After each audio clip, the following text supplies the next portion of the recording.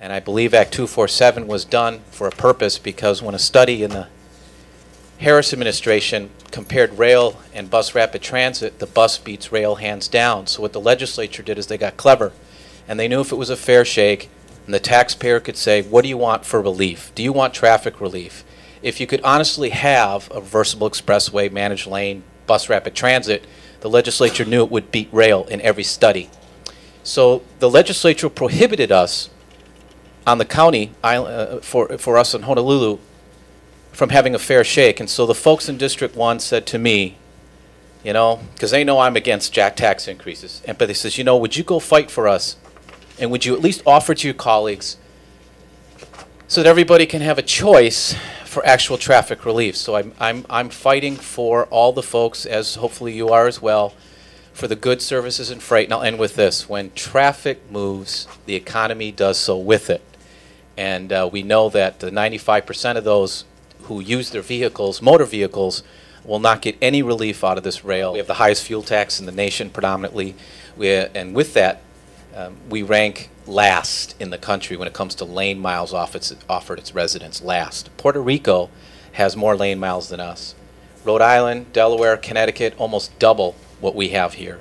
We are so severely lane deficient, but yet we pay so much in vehicle registration taxes, so much in fuel taxes, and things get piecemealed. And I just wanted to bring it to everyone's attention that Kapolei Parkway is supposed to go to Ko'olina, and there's no even timeline for that. There are so many roads, Chair, that get piecemealed, and I think it's important for everyone here to know that Kualaka'i Parkway on the Ewa Plain cost $170 million on flat land to build. Governor Lingle had to borrow and leverage federal dollars to just build a 3-mile stretch of road on the Ewa Plain. 3 miles. The entire state's budget, as you know, in AMPO, receives $140 million a year from the feds, Chair. With $140 million from the feds for all road projects statewide, the north-south road, Kualaka'i Parkway was $170 million. So we had to borrow money. So that's why everything gets piecemeal. Things don't happen in the time manner we'd like. I've watched Kapolei Parkway get, you know, half here. It took, to just go 100 yards over Kamokila Boulevard extension was over 5 years for a vital thoroughfare. So I feel the pains of the bicyclists. We have plan after plan, Chair, as you know, to study bike plans. The state actually has a study to study the bike plan. I was at that meeting a little over a year ago. And so there's an effort by the motoring public, again, goods, services, and freight. When we have an emergency, the first thing to shut down is the rail. We won't be able to evacuate on the rail. Many people are concerned. They want more roads, widened roads. And Chair, maybe we can revisit this in another way. Instead of it being a tax, GET, to help us, the federal government of the Obama administration has offered us $15 billion in tax-exempt bonds to get into the roadway building business. And we haven't applied as a county for those $15 billion in tax-exempt bonds, which other municipalities are jumping on. And for some reason, being the most lane deficient in the country, we should be the first ones applying for these funds. So this was a mechanism to appease. You can see I got a constituent here who said in testimony here from Ewa Beach, you know, just upset with the taxes they have to pay, and there's no relief for the motoring public. And I thought that this was a means to appease that. Like I said, Chair, I'm not even in this. I may have to go get some help after this, because I introduced this thing and I'm not in favor of it. But I thought it was so important, Chair.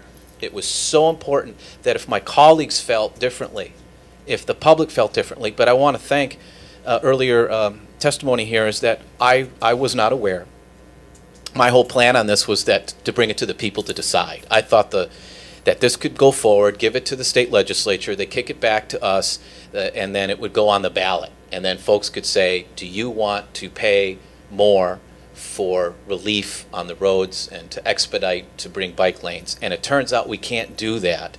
So, Chair, this GET is solution hopefully will have helped educate all of us that we are in a crisis and there's not enough money, we have to get a little bit more creative than just shuffling the deck and reprioritizing roads to get fixed. We really have to think about how do we infuse more monies, Chair. The vehicle weight tax, the fuel tax, the city pays, what, 16 cents a gallon?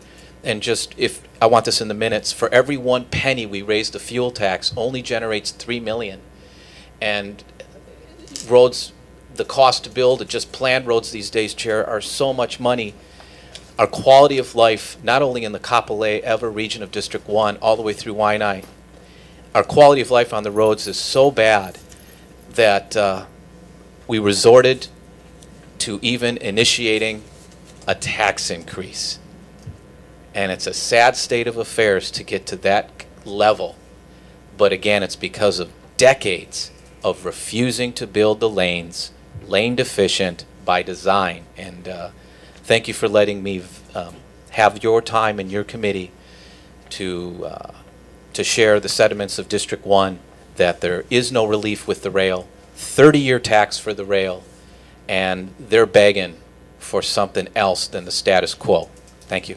Since I've just heard Councilman Chang mention it's not a good time for taxes, it's not a good time for the rail tax. And how I mean by that is that the public-private partnership, the private sector said, we'll give you better relief than the rail, we can give you better ridership, and there'll be no GET tax. So if folks here are serious of the pains of the public, there should be a movement to repeal the rail tax, because the maglev, China said they'll come in here and build the maglev without the tax. There's many ways we can get transportation relief. We could get a PPP with the monorail. The steel wheel on steel wheel was advanced because it was told to us it would be a competitive bid. And we found out that there really wasn't a competitive bid. It went to one provider with the highest price tag. Councilmember Burke, just a reminder, we're not talking about rail. On the tax measure, the state legislature prohibits toll roads. However, they gave us as a county the ability to let the private sector build the roads government can't afford. This tax of a resolution proposal to let the legislature give us, the county, the authority to raise taxes, it would be advantageous, since the sentiments are to not support a general excise tax, myself included. It would be most pertinent that we open up the doors, Chair, to allow the private sector, because the state can't do it, but the private sector could come to this county and your committee and say, I'll take the medial strip up and down the H1 and Makakilo area all the way. I can take a medial strip, a shoulder unused, and turn it into a end user pay, where only those that decide to get to their destination in half the time are willing to pay it $1.50 or a $3 fare. And there's no tax increase, there's no subsidy, and it gets maintained by the private sector.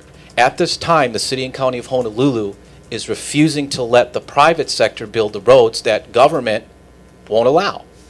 Government doesn't want to raise the fuel tax, government doesn't want to do a GET, government doesn't have the funds to do and meet the demand. So, Chair, I hope that out of the results of this, that you understand my frustrations and you accept my passion as genuine. I hope you really do. That you know, I'm, as Councilman Anderson said earlier, throwing barbs. They're friendly barbs, okay? And it's meant to draw all of us out for a greater good. So I'd like to conclude with my remarks that since the defeat of this is imminent, that we open up the Obama's administration of goodwill for $15 billion in tax-exempt bonds that we haven't applied for, that we allow for the public-private partnership to let the private sector come to our town from all over the world to increase our carrying capacity in our lanes.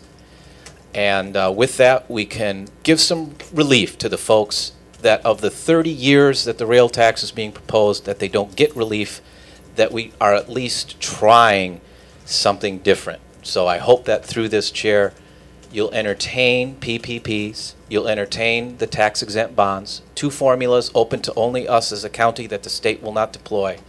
And I'd appreciate you entertaining that so that we can at least tell the motoring public that there's going to be maybe some relief outside of the rail, and that would be appreciated.